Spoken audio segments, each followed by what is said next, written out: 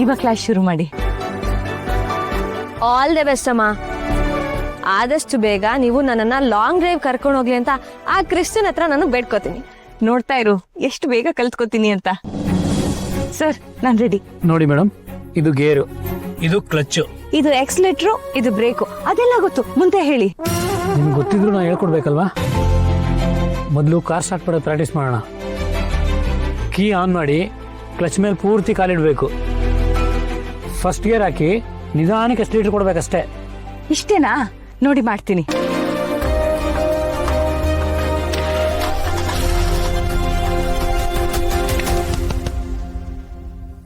First time ಕರೆಕ್ಟಾಗಿ ಗಾಡಿ start ಮಾಡಿದ್ದೀರಾ ಅಂದ್ರೆ ನಾವು ಅರ್ಧ ಯುದ್ಧನ ಆಲ್ರೆಡಿ ಗೆದ್ದಂಗೆ ಅಮ್ಮ. ಫಸ್ಟ್ ಗೇರ್ ಹಾಕಿ. ಈಗ ಕ್ಲಚ್ ನಿಧಾನಕ್ಕೆ ಬಿಡಿ, ಎಕ್ಸ್ಲೇಟರ್ ಕೊಡಿ.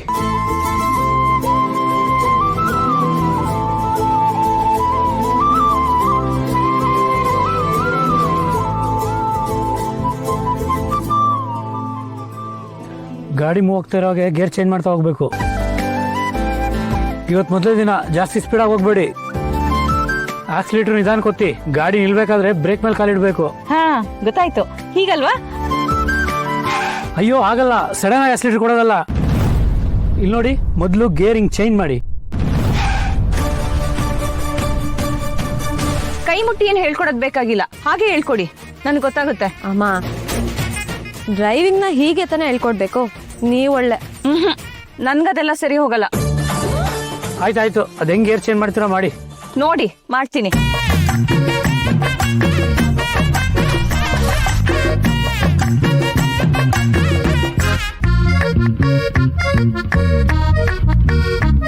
ಅದಕ್ಕೆ ಹೇಳೋದು ನಮ್ಮ ಮಾತು ಕೇಳಬೇಕು ಅಂತ. ಈಗ ಮತ್ತೆ ಹೇಳ್ತೀನಿ, ಸರಿಯಾಗಿ ಕೇಳಿಸ್ಕೊಳ್ಳಿ. ಆದ್ರೂ ಇದನ್ನೆಲ್ಲ ಸ್ವಲ್ಪ ಸಿಂಪಲ್ ಆಗಿ ಮಾಡಕ್ ಬರಲ್ವಾ?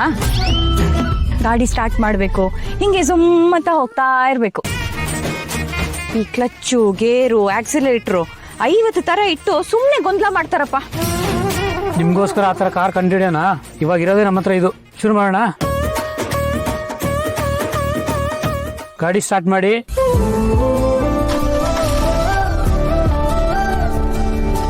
ಮೆತ್ತ ಗೇರ್ ಹಾಕಿ,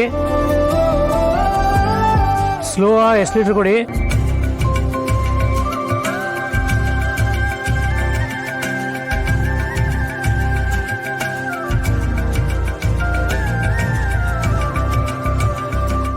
ನನಗೆ ಅವಮಾನ ಮಾಡ್ತೀನಿ. ನಾನು ಇನ್ಮೇಲೆ ಸೇಟ್ ತೀರ್ಸ್ಕೊಂಡೆ ಅಂತ ಚಾಪ್ಟರ್ ಇಸ್ ಕ್ಲೋಸ್ಡ್. ಇನ್ನೊಂದು ಸಲ ನನ್ನನ್ನು ಮೀಟ್ ಮಾಡೋದೇ ಟ್ರೈ ಮಾಡಬೇಡ. Got it? And it's done and dusted. Okay Sanjay please, ನನ್ನ ಪರಿಸ್ಥಿತಿನ ಅರ್ಥ ಮಾಡ್ಕೊಳ್ಳಿ. ನಾನೀಗ ಪ್ರೆಗ್ನೆಂಟ್. ನನಗೇನ್ ಮಾಡ್ಬೇಕು ಅಂತಾನೆ ತೋಚ್ತಾ ಇಲ್ಲ.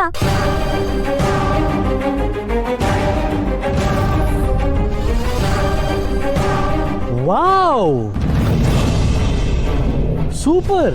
ನಾನೇನೋ ಸಿಂಪಲ್ ಆಗಿ ಸೇಟ್ ತೀರಿಸ್ಕೊಂಡು ಮ್ಯಾಟ್ರ್ ಮುಗಿಸೋಣ ಅನ್ಕೊಂಡಿದ್ದೆ, ಆದ್ರೆ ಇಷ್ಟು ಒಳ್ಳೆ ರಿಸಲ್ಟ್ ಬರುತ್ತೆ ಅಂತ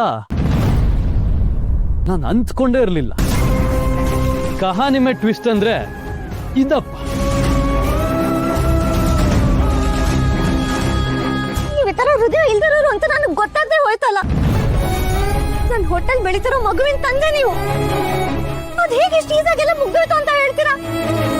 ಪ್ಲೀಸ್ ಸಂಜಯ್, ಹೀಗೆಲ್ಲ ಮಾಡ್ಬಿಡಿ Sanjay, please. Listen to me. ನಿನ್ ಹೊಟ್ಟೆ ಒಳಗಡೆ ಬೆಳಿತಿರೋ ಮಗುಗೆ ನಾನೇ ಕಾರಣ ಅಂತ ನನಗ್ ಗೊತ್ತು, ನಿನಗ್ ಗೊತ್ತು. ಹೊರಗಡೆ ಪ್ರಪಂಚಕ್ಕೆ ಏನ್ ಗೊತ್ತು? ಸುಮ್ಮನೆ ಹಳೆ ಕಾಲದವ್ರ ತರ ಕಣ್ಣೀರ್ ಹಾಕೊಂಡು ನಿಂತ್ಕೋಬೇಡ.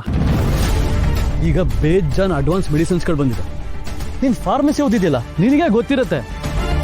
ಬೇಕಂದ್ರೆ ಹೇಳು, ನನ್ನ ಚಾರಿಟಿ ಹೆಸರಲ್ಲಿ ನಿನಗೆ 10,000ನೋ 20,000ನೋ ಮಕ್ಕದ ಮೇಲೆ ಬಿಸಾಕ್ತೀನಿ. ಹೋಗಿ ಅಬಾರ್ಷನ್ ಮಾಡಿಸ್ಕೋ.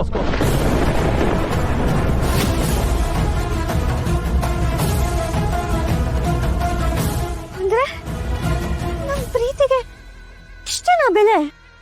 ನಿನಗೆ ಎಷ್ಟು ಸಲನೇ ಹೇಳಬೇಕು? ನಾನು ನಿನ್ನ ಪ್ರೀತಿಸೇ ಇಲ್ಲ ಅಂದಮೇಲೆ ಅರ್ಥ ಅನರ್ಥ ಎಲ್ಲ ಒಂದೇ. ನಾನು ಮಗು ರಿಮೂವ್ ಮಾಡ್ಸೋದಕ್ಕೆ ಇಷ್ಟ ಇಲ್ಲ, ಅದು ಪ್ರೀತಿಯ ಸಂಕೇತ, ಮಣ್ಣು ಮಸಿ ಅಂತೆಲ್ಲ ಅಂದ್ರೆ ಅಷ್ಟೇ. It's your fate. ನೀನ್ ಸಾಯ್ತೀಯೋ ಬದುಕ್ತೀಯೋ ಅದು ನಿನಗೆ ಬಿಟ್ಟಿದ್ದು. Don't ever come to me. Got it?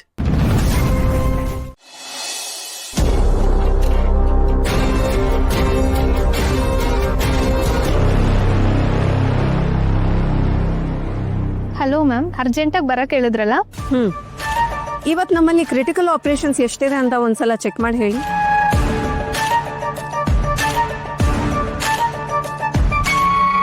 ಎರಡು ಡೆಲಿವರಿ ಕೇಸ್ ಇದೆ ಮ್ಯಾಮ್, ಆದ್ರೆ ಕ್ರಿಟಿಕಲ್ ಕೇಸ್ ಅಂತ ಯಾವುದೂ ಇಲ್ಲ ಮ್ಯಾಮ್. ಓ, ಅದರಲ್ಲಿ ಡಾಕ್ಟರ್ ಕರ್ಣ ಯಾವುದು ಹ್ಯಾಂಡಲ್ ಮಾಡ್ತಿದ್ದಾರೆ?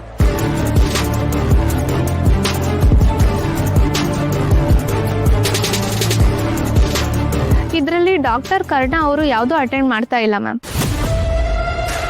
Okay fine. ಈ ಕರ್ಣ ಎಲ್ಲಿದ್ದಾನೆ? ಮೋಸ್ಟ್ಲಿ ಅವರು ಚೇಂಬರಲ್ಲಿ ಇದ್ದಾರೆ ಅನ್ಸುತ್ತೆ ಮ್ಯಾಮ್. ಏನಾದರೂ ಹೇಳೋದಿತ್ತಾ? ಹೌದು, ನಾನೇ ಮಾತಾಡೋದಿತ್ತು, ಅದಕ್ಕೆ ಕೇಳಿದೆ.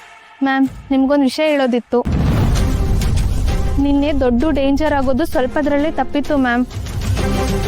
ನಿನ್ನೆ ರಿಯಾ ಸೂಸೈಡ್ ಟ್ರೈ ಮಾಡಕ್ ಹೋಗಿದ್ಲು, ಆದ್ರೆ ಕರ್ಣ ಸರ್ ಹೋಗಿ ಅವಳನ್ನ ಕಾಪಾಡಿದ್ರು. ಹೌದಾ? ಬಟ್ ಯಾಕೆ?